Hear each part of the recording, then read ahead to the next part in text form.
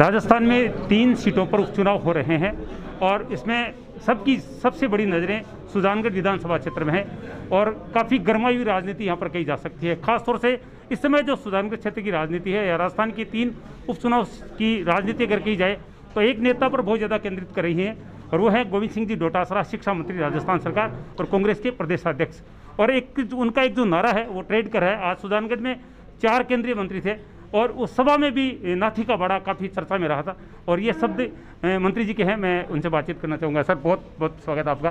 काफ़ी आपका जो एक नारा है, जो आपका एक शब्द है, वो काफ़ी ट्रेंड कर रहा है इसमें, क्या कहेंगे? तो ये खाला का बाड़ा राजेंद्र जी राठौड़ वाला ट्रेंड नहीं कर रहा है क्या? खाला का बाड़ा राजेंद्र जी राठौड़ साहब ठाकुर साहब के लिए कह रहे थे, क्योंकि वो आए हैं बाहर से, हम लोग तो यहीं के अपने हैं, इसलिए खाला का बाड़ा नहीं है। किसानों ने दिखा दी ना उनकी औकात कि आपने 3 काले कानून हमारे ऊपर क्यों ला दे जब हमने मांग नहीं की। वहाँ पर देखा आपने जो सिंधिया जी आए थे तो क्यों बुलाया गया सिंधिया जी को? आपको पता है बीजेपी अपने ही बड़े नेताओं का अपमान करने के लिए उसी के परिवार के लोगों को बुला रही है।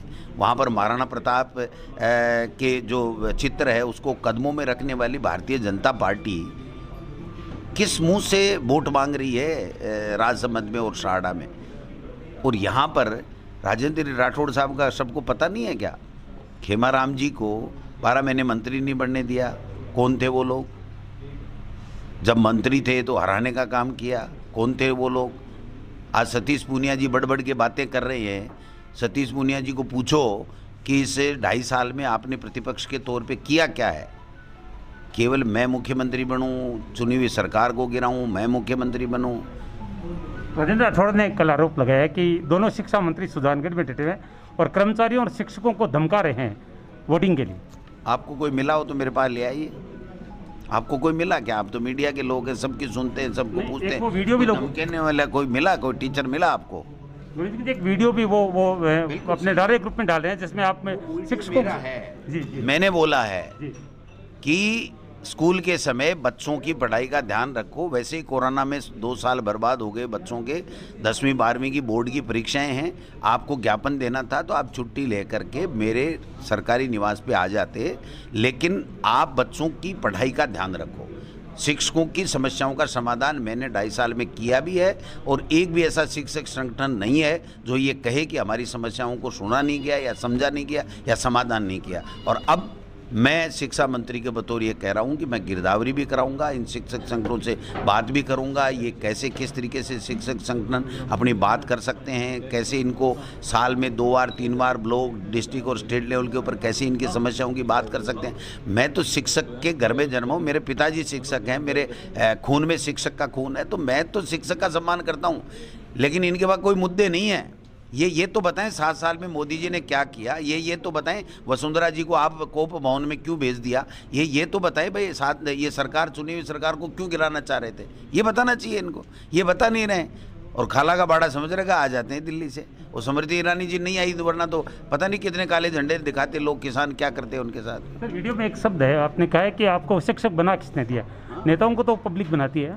नेताओं को पब्लिक बनाती है, शिक्षक बच्चे को पढ़ाने के लिए बनाया जाता है, न कि शिक्षक अपनी मांगों को लिए पर्ची लिए घूमता फिरे नेताओं के। इसलिए शिक्षक नहीं बनाया जाता। उसका एक तरीका होता है कि वो बाकायदा शिक्षक संगठन हो चाहे व्यक्तिगत शिक्षक हो, वो जब भी मंत्री मिलता हो, सुबह 8 से लेकर 11 बजे तक मैं जयपुर में मिलता हूँ, वो आए, अपनी बात करे, उनकी समस्याओं का समाधान करे। हम जब बुलाएं तब आए। पुरानी पेंशन पद्धति 2004 में मनमोहन सिंह जी के समय लागू हो गई थी, उसको वो परिवर्तन कराना चाह रहे थे। तो क्या इमरजेंसी थी क्या? वो कोई इमरजेंसी नहीं थी। बच्चे की परीक्षा इमरजेंसी थी कोरोना के अंदर।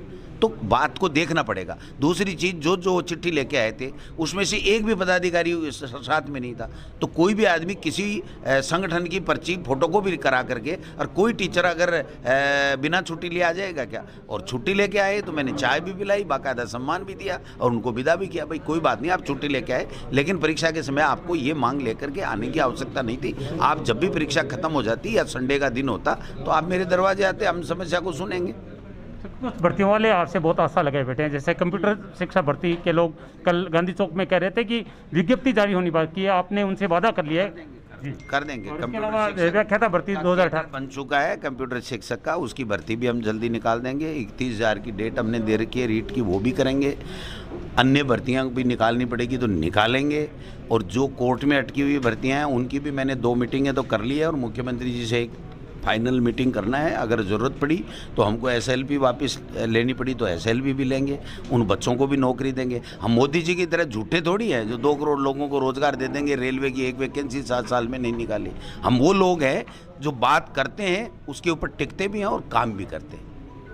बहुत बहुत धन्यवाद सर बातचीत के लिए। आप कह रहे हैं कि मैं शिक्षक परिवार से हूँ, पिताजी शिक्षक, उनकी धर्मपत्नी शिक्षक, और शिक्षकों का मैं सम्मान करता हूँ, रोजाना शिक्षकों से मिलता हूँ। और साथ में उन्होंने ये कहा कि जो भर्तियाँ अटकी हुई है उन पर निश्चित रूप से काम होगा, क्योंकि शिक्षक संघ खास तौर से इस समय आशा भरी दृष्टि से चुनाव पर शिक्षा मंत्री जी की तरफ देख रहे हैं और प्रत्येक सवाल का बखूबी शिक्षा मंत्री जी ने आशा से भरा हुआ जवाब दिया है। और हो सकता है कि जो शिक्षक, जो बेरोजगार आशा भरी दृष्टि से शिक्षा मंत्री जी की तरफ दे रहे हैं, उनकी इच्छाएं पूरी हो जाए।